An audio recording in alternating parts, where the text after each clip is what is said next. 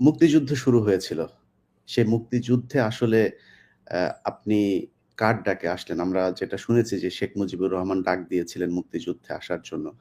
আসলে মুক্তিযুদ্ধে আপনি কিভাবে আ পার্টিসিপেট করলেন? কারণ আপনি তো তখন পাকিস্তানে ছিলেন। ধন্যবাদ ইলিয়াস। তোমার প্রশ্ন হলো আমি মুক্তিযুদ্ধ কখন কিভাবে জয়েন করলাম। ফ্র্যাঙ্কলি স্পিকিং, পারিবারিক সূত্রে আমি প্রথম দিক দিয়ে একটু পাকিস্তানপন্থী ছিলাম।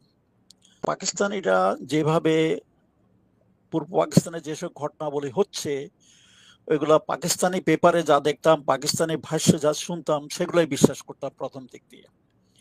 এবং আমিও চাইতাম যে পাকিস্তান টিকে থাকুক, পাকিস্তান শক্ত হোক, এরকম আমার একটা ইচ্ছা ছিল। আর ফ্র্যাঙ্কলি তাও তখনকার দিনে আমি পলিটিক্সও খুব একটা জড়িত ছিলাম না। নিজকে আমি একজন সৈনিক হিসাবেই ভাবতাম এবং সৈনিক হিসাবে আমি নিজের কর্ম চালিয়ে যেতাম। এমনই সময় মে মাসের প্রথম দিকে মনে হয়, ও আরেকটা জিনিস হলো, তখন কিন্তু পশ্চিম পাকিস্তানে কোনো বিদেশি পেপার টেপার আসা সব ব্যান্ড ছিল। আর সঠিক খবর ইন্ডিয়ার ওসব নিউজ টিউজ, বিবিসি নিউজে মাঝে মধ্যে যা ছিটে ফোটা খবর আসতো, ওগুলো তাদের ব্যাখ্যা ছিল অন্যরকম, যেগুলা সব মিথ্যা বলতেছে। আমিও বললাম তো, যেহেতু একটু পাকিস্তান বন্ধু ছিলাম, আমি ওগুলো মোটামুটি বিশ্বাস করতাম।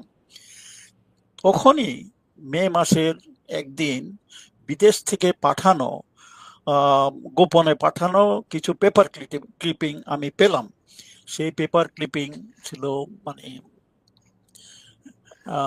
News week, Times, Herald Tribune, Guardian, এসব ইন্টারন্যাশনাল, বিখ্যাত ইন্টারন্যাশনালের পেপার ক্লিপিং ছিল।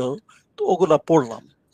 ওগুলার ভিতরে ছিল যে 25শে মার্চ থেকে বাংলাদেশে কি হয়েছে, হত্যাযজ্ঞ, যে অপারেশন সার্চ লাইটের মাধ্যমে পাকিস্তান মিলিটারি বাংলাদেশে কি করেছে, এগুলার খবরগুলা আমি দেখলাম অনেকগুলা।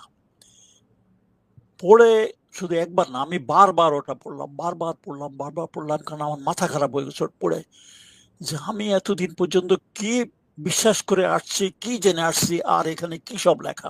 আর এসব ইন্টারন্যাশনাল নিউজগুলা অবিশ্বাস করার কোনো মানে কারণ নাই, কারণ তারা মিথ্যা বলবে কেন। আরেকটা জিনিস হলো, 25শে মার্চের আগে অবশ্য শুনেছি যে অনেক বিদেশি জার্নালিস্টদেরকে সরে যেতে বলছে বাংলাদেশ থেকে, তবু অনেকে হোটেল ইন্টারকন্টিনেন্টালে ছিল এবং তারা এসব খবর টবর সংগ্রহ করে বিদেশে পাঠাইতে সম্ভব হয়েছে, তার মাধ্যমে তারা এসব জানতে পেরেছে। ওসব খবরগুলা পড়ে সত্যি বলতে গিয়ে আমার মাথা খারাপ হয়ে গেছে। আমি মানে মানে কয়েকদিন পর্যন্ত আমি ঘুমাতে পারি নাই।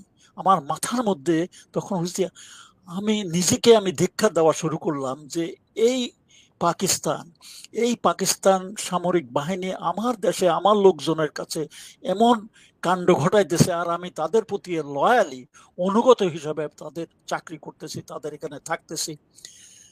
আমি তখন যখনই চোখ বন্ধ করতাম, আমি কয়েকদিন পর্যন্ত ঘুমাইতেই পারিনি।